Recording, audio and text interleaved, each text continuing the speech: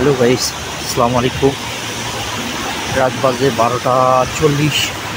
ফ্রান্সের অবস্থা দেখেন, তুষারপাত সেই রকম তুষার পড়তেছে, দেখেন মাইনাস চলতেছে 4 ডিগ্রি। এক অন্যরকম এক অবস্থা ফ্রান্সে, অনেক সুন্দর লাগতেছে। বাসা এখনও ঢুকিনি, তো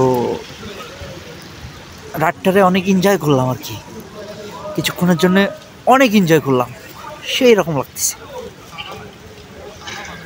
ও দাদা কিচ্ছু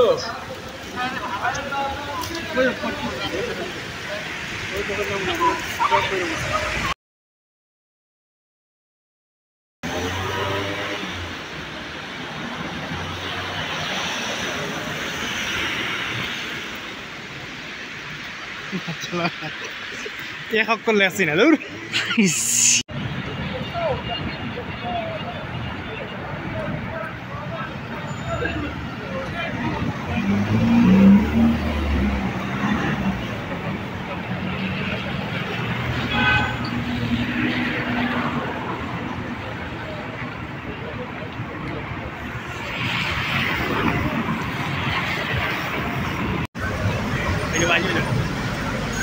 চাও দাও, চাও চাও মনে আমি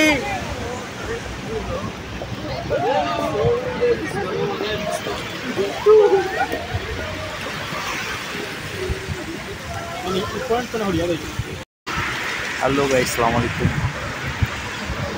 গুড নাইট, চাও।